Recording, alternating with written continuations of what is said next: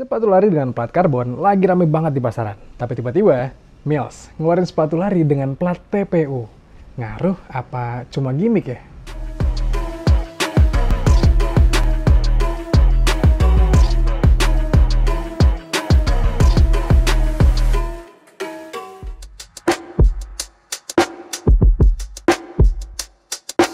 Halo runners, apa kabar kalian? Semoga kalian sehat-sehat aja. Baik lagi bersama gue Abis Gemilang di Head Shoes Indonesia. Disclaimer dulu, video ini gue buat dengan perspektif yang pelari awam, teman-teman. Jadi gue bukan pelari intermediate ataupun pelari yang elite gitu ya, jauh dari situ. Jadi kalian bisa dapetin perspektif yang cukup umum lah ya, kalau kalian baru mulai lari atau kalau kalian pelari dengan pace yang lambat. Oke, sekarang kita bahas Mills Air Max Dynaplate. Ini sepatu yang fenomenal banget di pasaran, teman-teman. Di media sosial ramai banget karena Mills ngeluarin sepatu lari yang harganya 500 ribuan, tapi tuh dengan plate-nya TPU, dan kami penasaran apakah sepatu yang gayanya tipis-tipis agak kayak racing shoes ini sebenarnya ngaruh untuk performa atau cuman sekedar gimmick aja.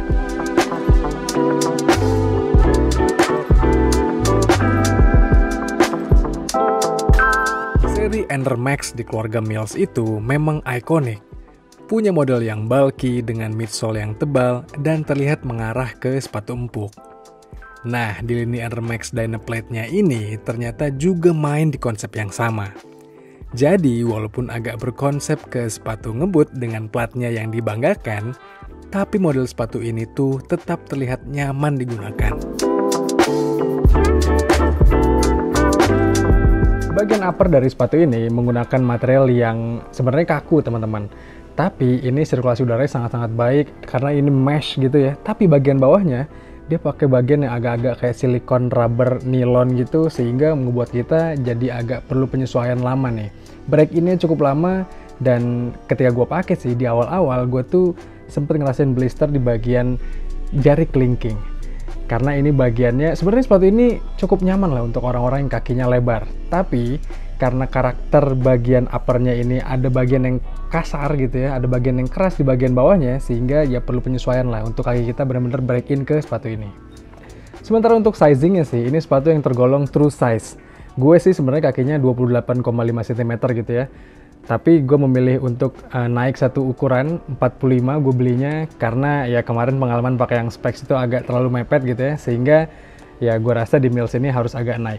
Tapi nyatanya agak panjang sedikit itu nggak masalah, karena gue ketika pakai sepatu ini gue tuh menyarankan pakai kaos kaki yang agak tebal, teman-teman, sehingga ya lebih gampang untuk break in dan nggak lecet kakinya. Dan penggunaan kaos kaki yang tebal itu dan sepatu yang karakternya cukup lebar ngebuatnya jadi lebih pas nih, sehingga ya kalau kalian pengen beli yang ukurannya agak naik nggak masalah.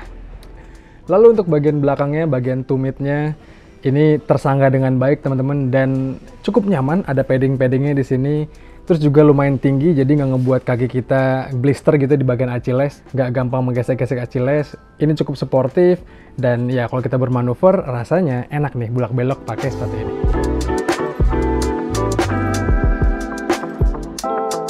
Dari segi desain sih, yang menurut kami perlu jadi catatan adalah di lacing sistemnya.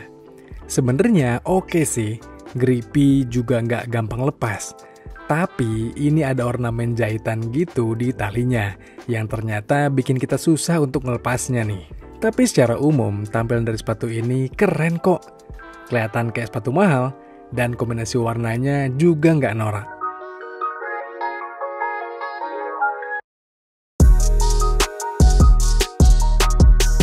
Nah, tampilannya sih udah keren banget, checklist lah untuk kita beli. Apalagi nih, di bagian bawahnya ada penggunaan plat yang warnanya kontras dengan warna dari outsole-nya ini nih. Sehingga ya kita bisa lihat kalau ini sepatu yang terlihat proper banget, racing shoes banget gitu ya.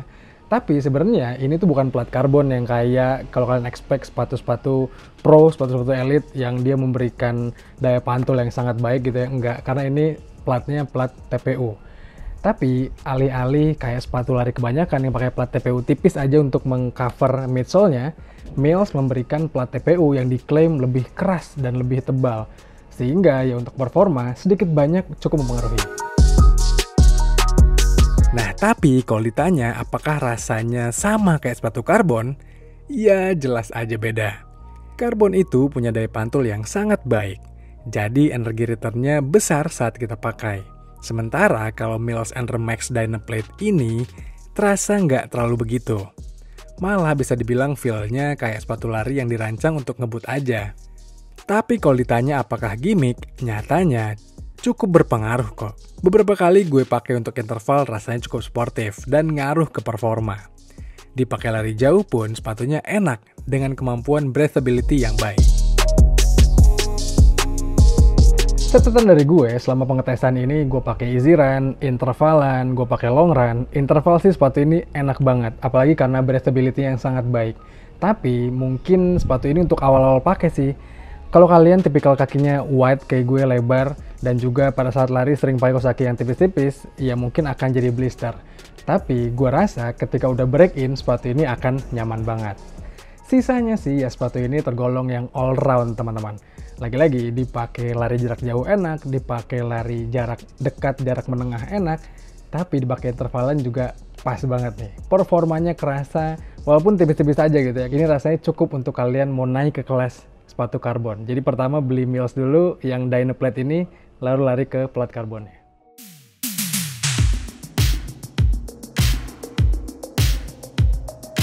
Dengan harga yang hanya 500 ribuan, sepatu ini jelas menarik.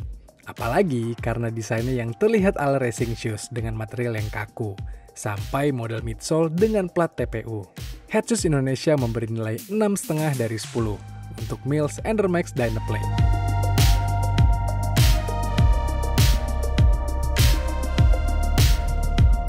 Well, rating segitu rasanya pas untuk sepatu ini. Karena sepatu ini ya memang bukan sepatu yang performance banget gitu ya. Masih ada nyamannya, masih ada tampilan yang kece, jadi dipakai hari-hari juga masih enak untuk latihan segala macam kondisi lari. Tapi kalau kalian pengen bener-bener yang performance gitu ya, kalian bisa nambah sedikit lagi, kalian bisa milih Ardiles yang Infinity Sense Pro, which is itu sepatu yang bener-bener pakai plat karbon. Atau kalau kalian pengen beneran sepatu plat karbon tapi yang harga agak miring, kalian bisa cari stok-stok yang lama dari Ortus 8 Hypersonic 1.2 atau Hypersonic yang pertama. Itu pasti harganya udah sangat miring. Ya setidaknya begitulah penilaian kami soal sepatu ini. Jelas ini sepatu yang positif teman-teman. Kalau kalian pengen cari sepatu yang masih enak dipakai sehari-hari tapi ada performanya dikit, jelas Mills ini jawabannya. Menurut kami demikian teman-teman. Menurut kalian gimana? Coba kalian sampaikan pendapat kalian di kolom komentar video kali ini.